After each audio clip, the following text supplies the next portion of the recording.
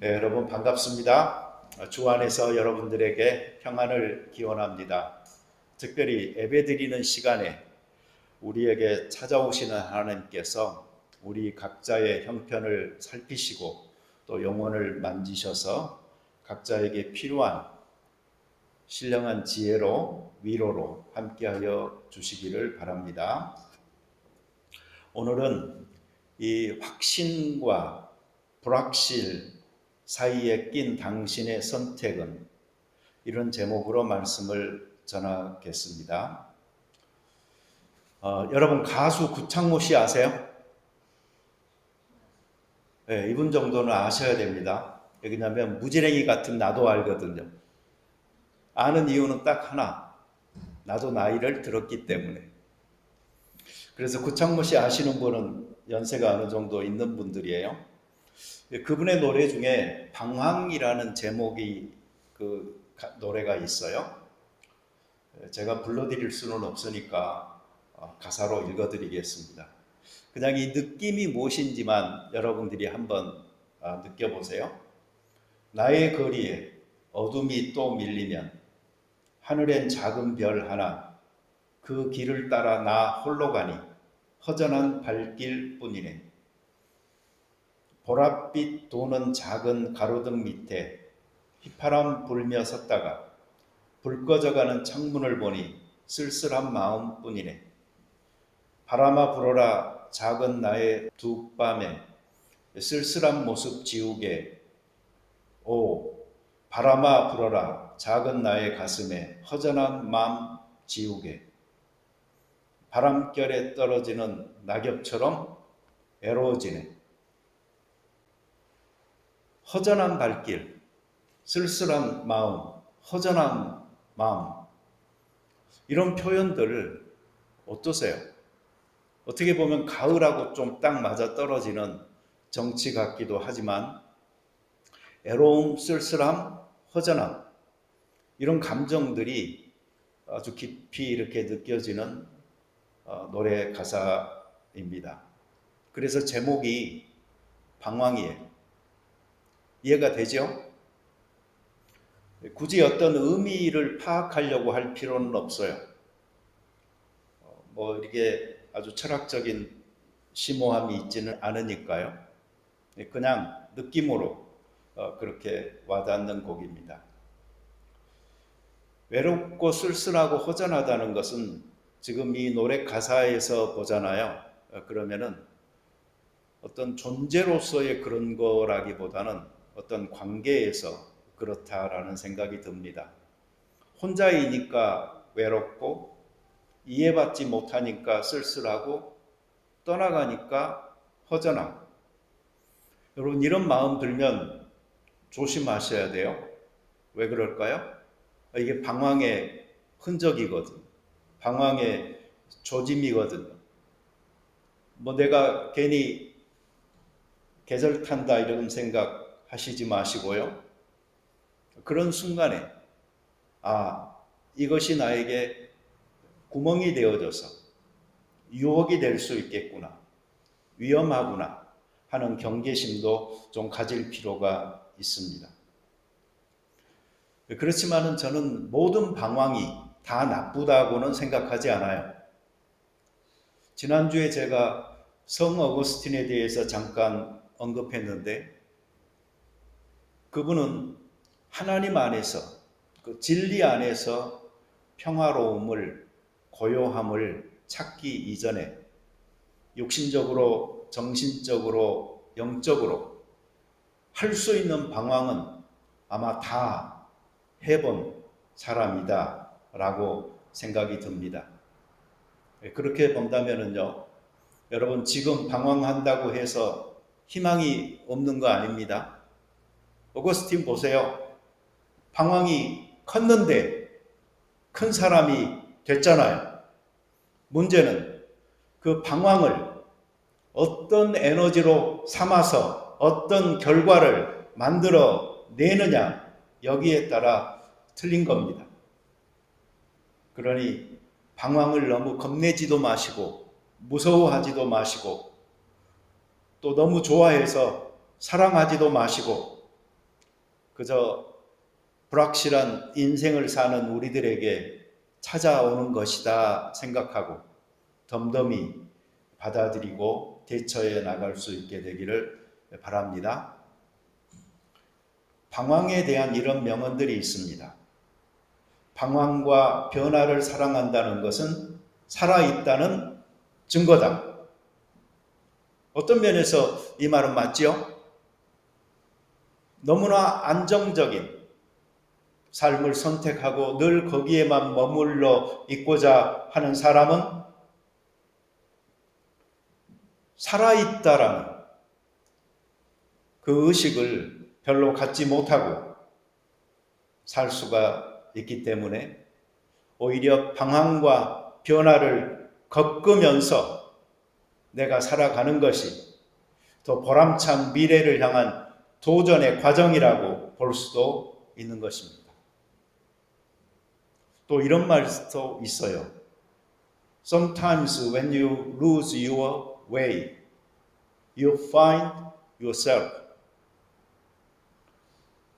때로 당신은 길을 잃어야 당신이 어떤 사람인지 발견할 수 있을 겁니다. 항상 그 바른 생활만 하려고 하는 사람들은 그 바른 생활의 트랙에서 벗어나지 못함으로 말미암아 자기의 인생에서 경험할 수 있는 또 다른 큰 부분을 완전히 상실해버리는 경우가 있습니다. 그러니 우리가 조금은 갈짓자로 간다고 할지라도 여기저기에서 얻을 수 있는 교훈들을 챙겨서 앞으로 나아가는 에너지로 삼으면서 나아갈 수 있다면 그것이 바로 행복일 것입니다. 요즘 사람들은 이 나이에 따라서 대체적으로 이 방황의 성격이 조금 달라지는 것 같아요. 이 20, 30대는 세상에 대한 세상적인 방황을 하는 나이다라고 생각이 들어요. 만약 젊은이들에게 방황하고 있냐고 물어본다면 그렇다고 답하는 사람이 너무나 많을 거예요. 왜 그러냐면 아직 잘 모르겠는 세상에서 아직 확실히 정해지지 않은 나의 삶 속에서 방황하고 있거든. 뭔가 길을 찾아보려고. 결혼도 직업도 다 찾아가고 있는 중일 경우가 많거든. 근데 이렇게 정해지지 않았다는 것 앞에 부정적인 측면에서 받아들일 필요는 없습니다. 분명히 방황에는 부정적인 어떤 면이 있지만 긍정적인 면도 있기 때문입니다. 특별히 이 젊은 날 방황은 특권입니다. 생각해 보세요. 나이 들었는데 방황하고 있어. 이건 뭐죠?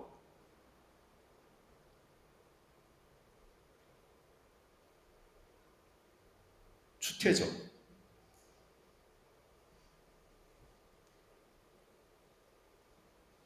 거기까지 인생을 살았는데 그래도 방황하고 있다면 인생 실패죠.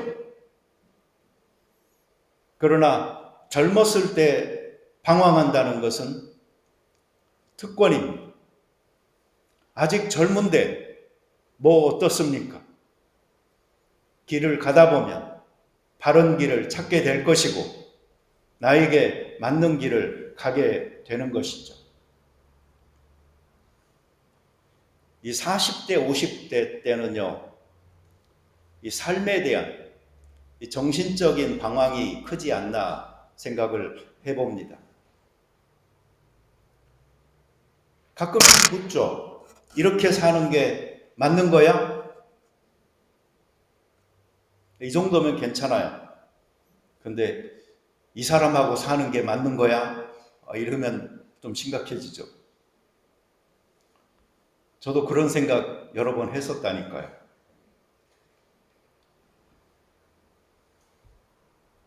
60대 이후는 인생 전체에 대한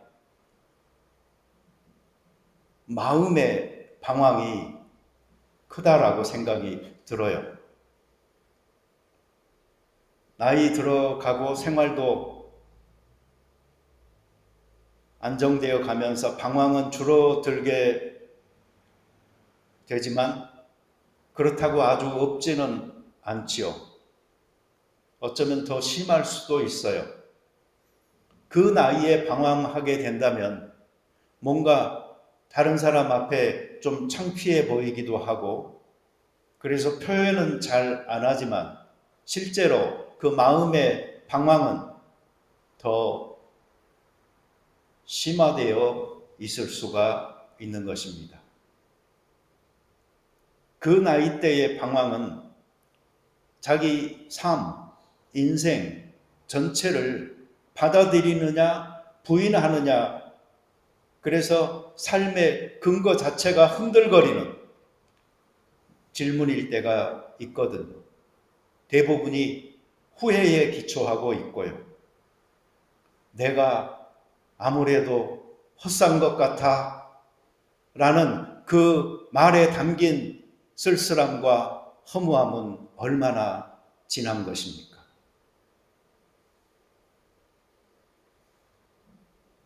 내가 헛개비하고 산 것 같아, 이런 말 들어보세요, 여러분. 얼마나 마음이 심란하겠어요. 젊었을 때는요, 뭔가 사랑과 로맨스가 어울립니다. 근데 중년에는 이상하게요, 그런 아름다운 사랑보다는 불륜과 이혼이 더 어울리는 것 같고요. 노년에는 각방과 닭보드, 이 말이 더 어울리는 것 같아요. 저희도 각방 쓰고 닭보드 삽니다. 근데 상황적으로 우리 집사람하고 저하고 이 생활 그 사이클이요, 전혀 안 맞아서 사실 각방은 쓰고 있어요. 내가 막 새벽 일찍 일어나서 일 나가기 때문에. 그리고 우리 집사람은 조금만 부스럭거리잖아요. 그러면은 그 잠을 깨고 그리고 다시 잠을 못 드는 그런 게 있어요. 그래서 그게 한번 일어나잖아요. 그러면 제가 하루 종일 잔소리 듣거든요. 젊은 사람들은 대체적으로요, 주체 못해서 문제고, 나이 든 사람은 대체적으로 주책이어서 문제입니다. 우리 믿는 그리스도인들은 이런 면에서 자기 연령층에 맞는 실제적 문제의 해결들을 가지고 좀 보람과 행복으로 잘 살 수 있었으면 좋겠어요. 모든 사람이 방황하고 있는 주제는 바로 영혼의 방황입니다. 믿어도 뭔가 내가 믿지 않는 사람 같고요. 나는 분명히 신앙인인데 불신앙적인 생각이나 행동이 너무나 많고요. 나는 목사인데 무슨 박물 장사 같고요. 나는 성도인데 극악 무도하기도 하고요. 뭐 이런 경우들이 우리들에게는 실제로 많습니다. 그런데 한번 생각해 보세요. 제일 중요한 것이 무엇일까요?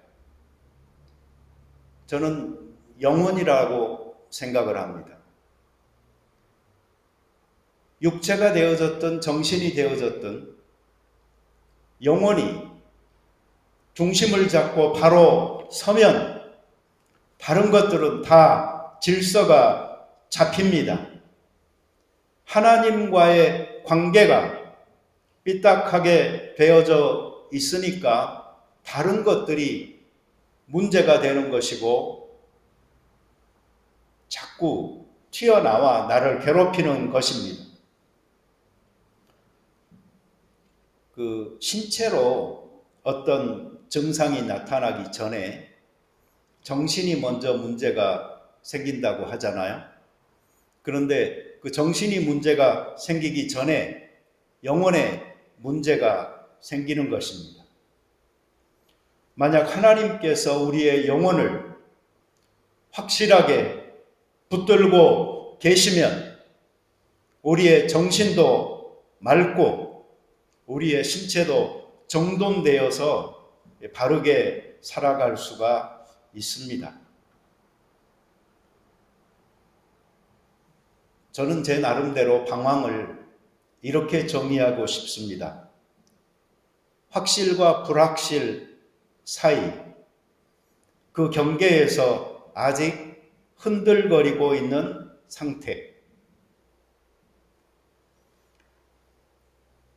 나무도 흔들거려야 큰다고 하니까, 그래야 뿌리를 깊이 내릴 수 있다고 하니까 어느 정도 흔들거리는 거야 피할 수 없겠지요.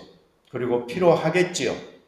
그러나 뿌리마저 뒤흔들 정도로 방황한다면 영혼의 문제부터 잘 점검하여서 그 중심을 잡을 필요가 있는 것입니다.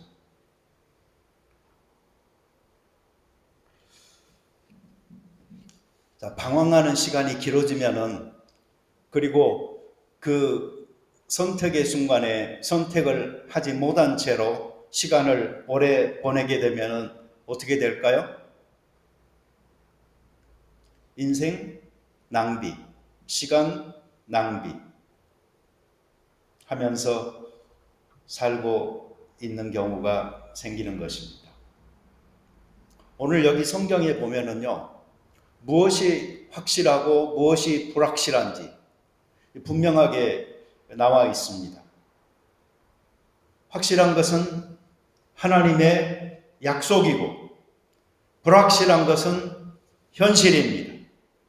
그 사이에 우리가 서 있는 것입니다. 하나님과 하나님의 약속은 확실합니다. 아브라함에게 너의 본토 친척 아비 집을 떠나라 지시하신 그 하나님,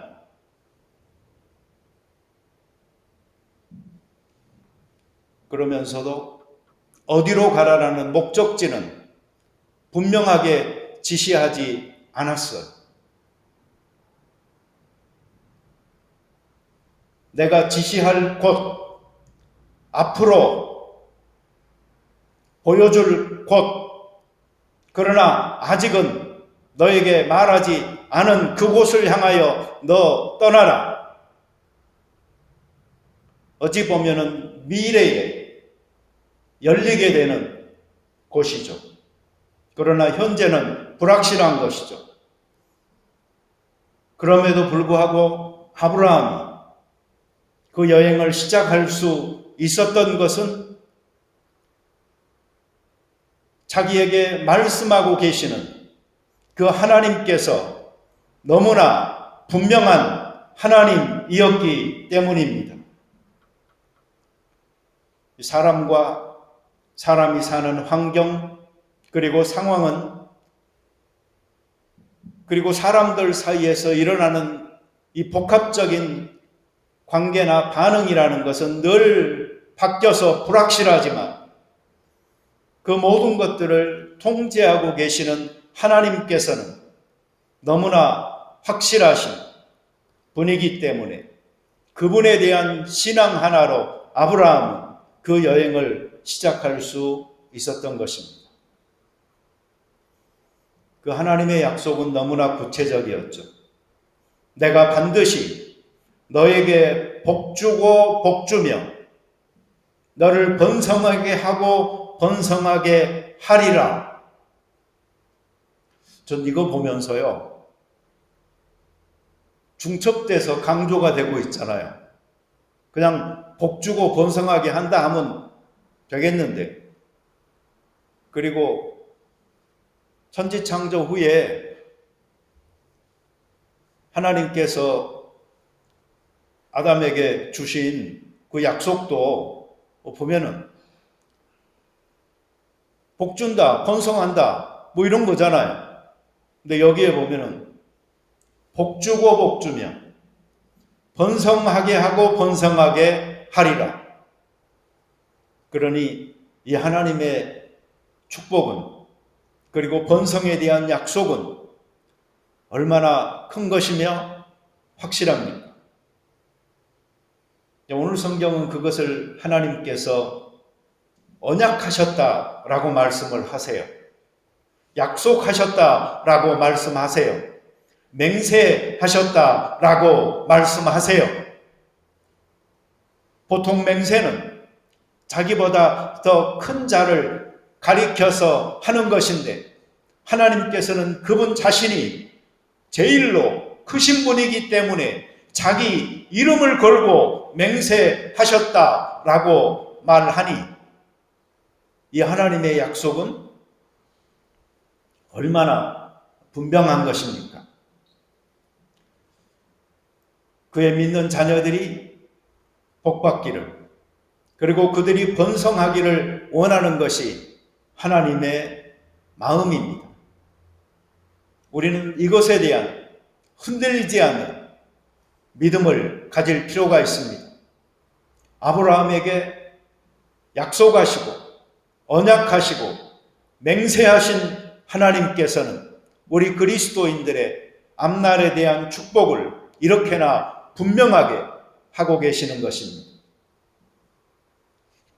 마태복음 7장 9절부터 너희 중에 누가 아들이 떡을 달라 하는데 돌을 주며 생선을 달라 하는데 뱀을 줄 사람이 있겠느냐? 너희가 악한 자라도 좋은 것으로 자식에게 줄 알거든 하물며 하늘에 계신 너희 아버지께서 구하는 자에게 좋은 것으로 주시지 않겠느냐? 이것은 단지 하나님이 아니고 아버지이신 하나님께서 그의 자녀들을 위하여 좋은 것으로 주신다는 약속이요 보증인 것입니다. 요한 3서 1장 2절에서 말하듯이 사랑하는 자여 내 영혼이 잘됨같이 너가 범사에 잘되고 강건하기를 내가 간구하노라.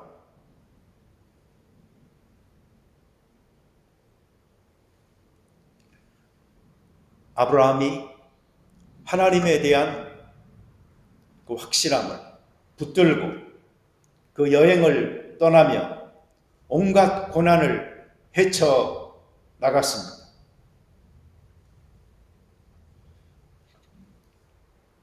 하나님께서 약속하셨고 언약하셨고 자기 자신을 가리켜 맹세하셨다라는 이 놀라운 축복에 대한 약속은 우리에게 소망을 주며 하나님 안에서 피난처를 찾은 우리들에게 크나큰 안위를 주는 것입니다. 이 세상 살면서 누구나 위로를 필요로 합니다.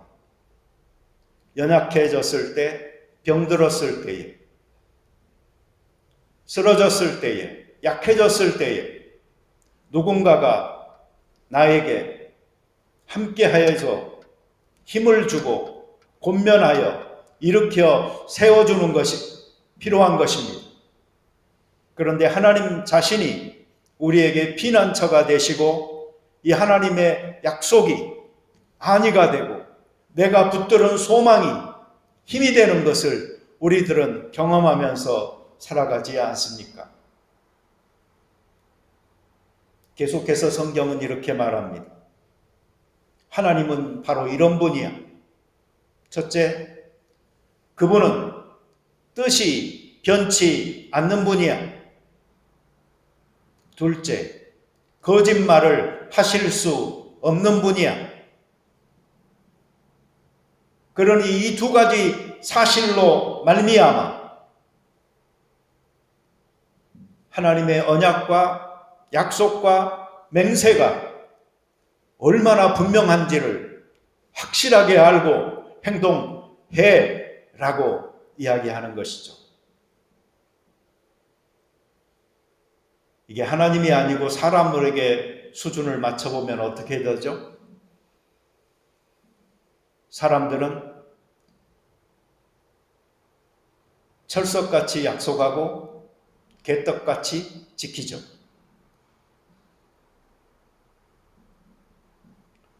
사람들은 자기의 심장을 꺼내놓는 것처럼 진실을 아름답게 이야기하는 것 같지만 거짓말하면서 자기 일속을 챙기지요.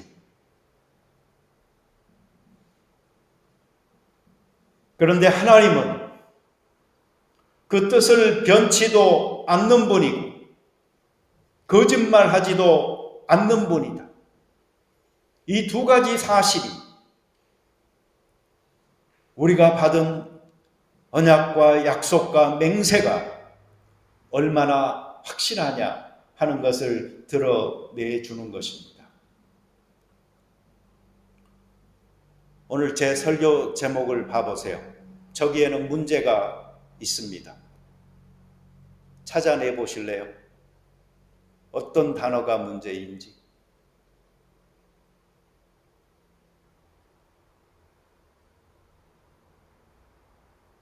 이 낀이 문제입니다. 낀.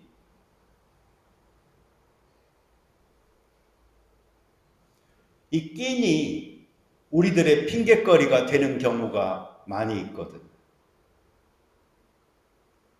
확실한 것과 불확실한 것 사이, 현재와 미래, 그 사이에 끼어 있는 그 상황. 끼어 있다라는 것은 뭔가 피치 못할 상황이라는 말이죠. 우리는 이렇게 말할 수 있습니다. 어쩔 수 없었다고. 이렇게 된 것은 내 책임이 아니라고. 과연 그럴까요? 잘 생각해 보세요. 오히려 이 끼어 있는 듯한 느낌을 받는 그 자체 상황에 기여한 바가 많을 겁니다. 우리는 책임에서 자유롭지 않습니다. 끼어 있다라는 것은 또한 수동적이다라는 말입니다. 그래서 우리는 이렇게 말하죠. 내가 지금 할 수 있는 건 아무것도 없어요. 나는 여기서 움직일 수가 없어요. 자유롭지 않아요. 끼어 있어요라고. 그러나 과연 그럴까요? 잘 생각해 보세요. 오히려 우리는 많은 선택들을 끊임없이 해야 하며 그 선택을 통해서 앞으로 나아가는 것입니다. 끼어 있다는 것은 임시적인 짧은 시간을 암시합니다. 그래서 우리는 이렇게 말하죠. 금방 끝날 거라. 곧 지나갈 거라. 이 순간만 견디고 모면하면 된다라. 과연 그럴까요? 잘 생각해 보시면 오히려 오랜 시간이 걸릴 겁니다. 잘 대비할 필요가 있습니다. 단순하게 짧게 생각하지 말고 길게 인내할 생각을 하고 준비할 필요가 있는 것입니다.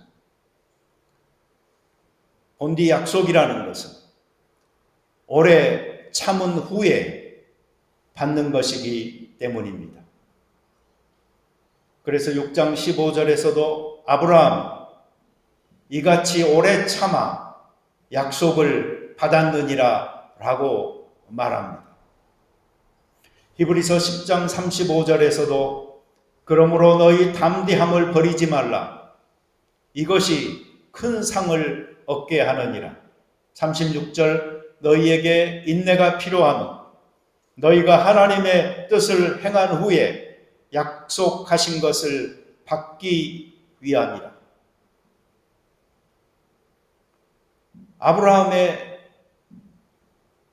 하나님, 그 하나님께서는 아브라함에게 약속을 주셨고, 그 약속은 바로바로 이루어진 것이 아니고 그의 인생 여정, 그 기나긴 과정을 통하여서, 그리고 세대와 세대를 거쳐가면서 이루어졌던 것입니다. 그 가정에 대한 축복만이 아니고 그를 통한 온 인류를 구원하고자 하는 하나님의 원대한 계획이 그렇게 시행되어져 나갔는데, 만약 아브라함에게 인내함이 없었다면 어떻게 그 약속을 받아 누릴 수가 있었겠습니까? 옛날 사람들이 했던 말들이 맞는 게 참 많아요. 이런 점에서 이 진이인사 대천명이라는 말, 이 말은요, 마치 성경에 있는 한 진리를 우리에게 가르쳐주는 말과 같아요. 사람이 할 수 있는 일을 다 한 후에 하늘에 그 결과를 맡기고 기다린다. 우리는 사이를 여행하고 있습니다. 확실과 불확실, 그 사이를. 우리는 현재와 미래, 그 틈을 지나가고 있습니다. 근데 이 사이나 틈이 끼어있는 피치 못할 상황도, 그리고 수동적이지도 임시적인 짧은 시간도 아닙니다. 오히려 내 책임이 있는 것이고 능동적으로 선택하며 살아가야 하는 것이고 충분히 긴 시간인 것입니다. 그러니 이 사이를 여행하는 우리는 어떻게 해야 할까요? 그것은 믿음으로 그 사이를 메꿔나가는 것입니다. 그 틈을 채워나가는 것입니다. 그 사이가 깊고 넓은 계곡이라고 할지라도 믿음으로 조금씩 메워나가야 하는 것이고, 그 사이가 높고 험한 산이라고 할지라도 믿음으로 하나씩 쌓아 올라가야 하는 것이고, 그 사이가 깊고 세찬 물이라고 할지라도 믿음으로 노저어서 건너가야 하는 것입니다.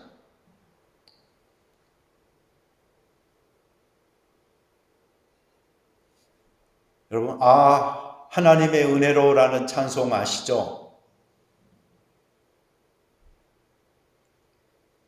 하나님의 은혜로 이 쓸데없는 자 왜 구속하여 주는지 난 알 수 없도다.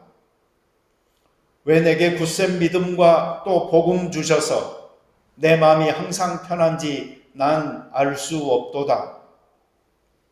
왜 내게 성령 주셔서 내 마음을 감동해 주 예수 믿게 하는지 난 알 수 없도다.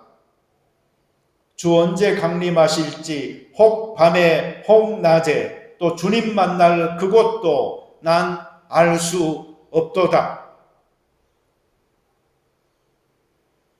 믿음이라는 것이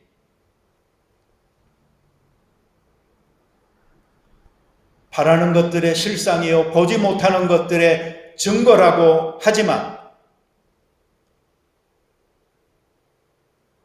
약속을 받은 때부터 약속이 이루어지는 때까지,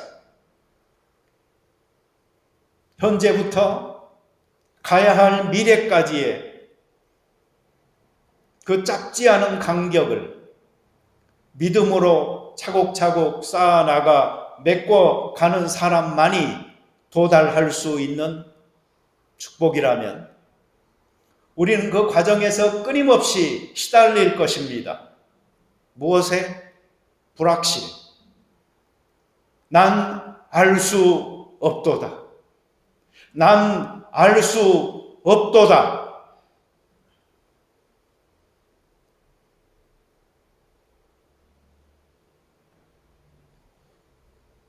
그럼에도 불구하고 내가 확실하게 아는 것은 내 모든 형편 잘 아는 주님, 늘 돌보아 주실 것을 나는 확실히 아네. 그 믿음으로 우리는 망망대해에 쪽배를 띄우고도 두려워하지 말라는 하나님의 평안의 약속을 들으면서 노져갈 수가 있는 것입니다. 왜? 내가 딛고 서 있는 이 삶의 상황이나 내가 만나고 있는 사람들의 심적 동요나 환경들은 불확실하게 끊임없이 변하지만 그러나 나에게 약속하시고 언약하시고 맹세하신 하나님, 자기보다 더 큰 이의 이름을 걸어서 맹세할 수가 없어서 자기 자신에게 맹세하신 그 하나님은 변치 않으시는 분이며 거짓말하지 못하는 너무나도 확실한 분이기 때문에 우리는 믿음의 여행을, 확신을 가지고 갈 수가 있는 것입니다. 우리들 삶에 있는 여러 가지 불확실 속에도 우리가 안전함을 느끼면서 이 여행을 계속할 수 있는 이유는 하나님의 크고 강한 팔이 우리를 붙들고 인도하고 계시기 때문입니다. 같이 기도드리겠습니다. 자비로운 주님, 우리 삶의 상황은 요동치는 물결처럼 출렁이고